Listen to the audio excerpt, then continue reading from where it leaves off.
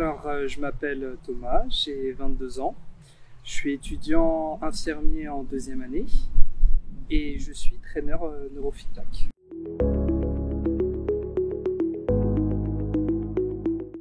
Aujourd'hui, je pense que déjà le métier de traîneur neurofeedback, il a beaucoup évolué depuis des années. Et en tant que jeune, je pense que on devrait tous un petit peu l'utiliser, puisque au-delà du fait que ça peut régler certains problèmes chez les gens, ça peut aussi aider. C'est un entraînement cérébral, donc ça aide à la concentration, ça aide à tout ce qui est réalisation de tâches qui peuvent être qui demandent beaucoup de réflexion. Et étant moi-même traîneur, je sais que si j'ai besoin pour mes révisions, pour tout ce qui est cours, etc., c'est vrai que le neurofeedback, ça m'aide bien à être concentré pendant une demi-heure, une heure, et être assez efficace, quoi. Pour les jeunes d'aujourd'hui, en tout cas, ça mérite d'être connu par les jeunes d'aujourd'hui, si ce n'est pas forcément pour pratiquer, au moins être un outil pour tout ce qui est la scolarité et les études supérieures.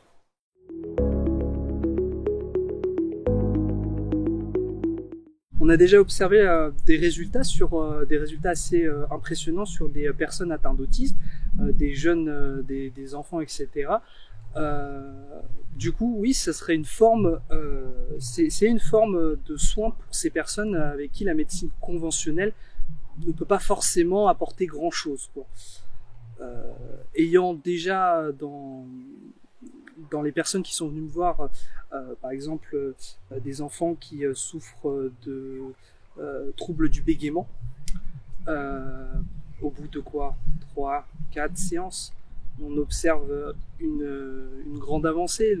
Là où cet enfant faisait bégaiement à pratiquement tous les mots, ça c'est passé de un mot sur 3, puis ensuite à une phrase sur 3, et j'en passe, pour arriver au final à peu près à 6 séances, un garçon qui ne bégaye plus, et se rendre compte surtout qu'en fait il bégayait parce qu'il butait sur les mots, quoi. Il arrivait juste pas à prononcer les mots, et ça apparaissait comme une forme de bégaiement.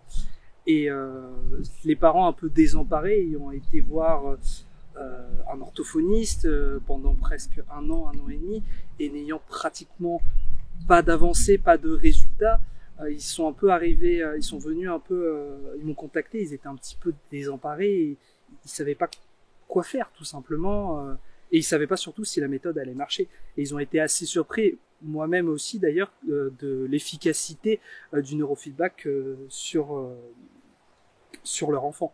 Donc oui, je pense que pour beaucoup de cas, des cas comme les bégaiements, l'autisme, ça marche vraiment très bien sur l'autisme. Ça peut être un outil qui est formidable à utiliser.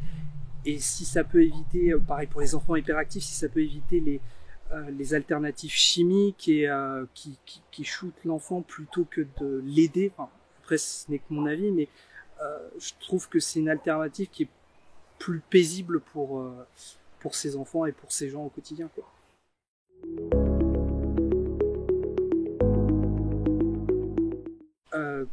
Ce qui était surtout difficile, c'est quand des parents, comme je disais, désemparés, ou même des gens désemparés, après avoir essayé plusieurs alternatives, l'hypnose et d'autres médecines conventionnelles, les résultats n'étaient pas au rendez-vous.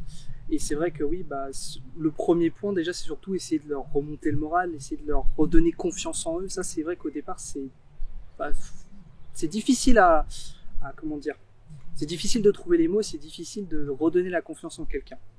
Ensuite, pour ce qui est d'expliquer la méthode aux gens, c'est simple, il faut trouver des manières simples pour leur expliquer que la méthode, elle va fonctionner au rythme de la personne, que chaque personne est différente, parce que chaque cerveau est différent, par conséquent, ça va agir, la plupart des gens viennent pour une raison précise, mais c'est pas forcément cette chose-là que le neurofeedback va régler en premier. Ça va régler quelques petites choses avant d'arriver à ce problème-là en particulier.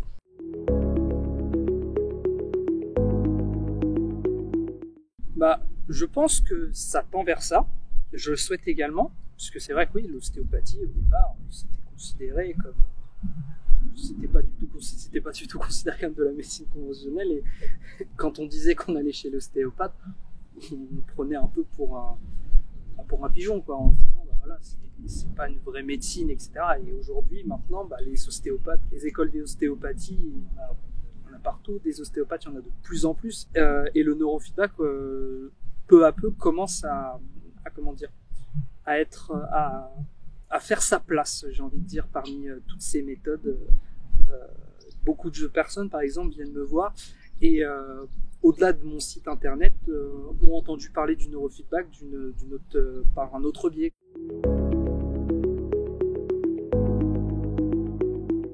Bah, déjà, peut-être en parler un peu plus, que ce soit par exemple dans les cours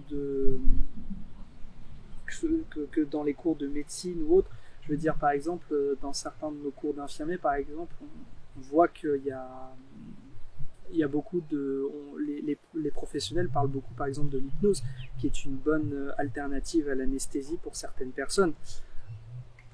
Donc je pense que si on peut parler de l'hypnose si on peut parler de l'hypnose qui est une médecine parallèle, je pense que oui, il serait judicieux du moins que les professionnels se renseignent sur comment fonctionne la méthode, comment l'exploiter, comment l'expliquer, et que ça apparaisse dans ces cours, et que ça apparaisse dans les cours justement qu'on peut donner, que ce soit pour les infirmiers ou même en médecine, ou voire, et encore mieux, en psychologie, parce que d'une certaine manière, le fait d'en parler, même si c'est pas forcément, même si c'est pas une médecine officielle comme la kiné ou l'ergothérapie, etc. Le but du jeu, c'est même si d'en parler, rien que de citer son nom, ça va intriguer les gens et ça va les comment dire, les inciter à aller se renseigner, à aller voir, et ça va forcément, le fait d'aller voir, bah, certaines personnes vont se dire bah tiens, ça vaut peut-être le coup d'essayer.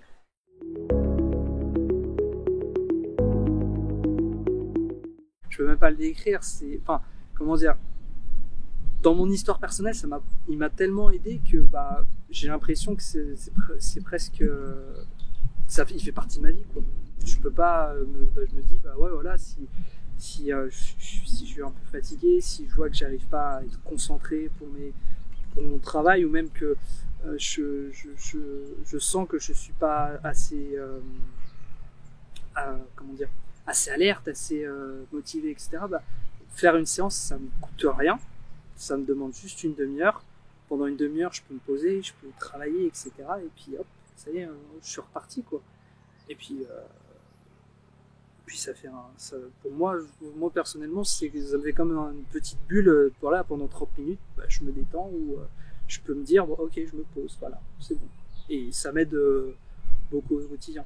Et j'envisage pour ma future profession, une fois diplômé, de faire ça en parallèle du métier d'infirmier.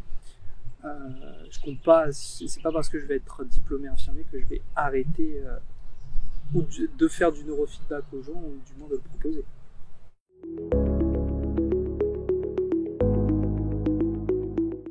Alors, moi, ce que j'ai envie de dire aux gens,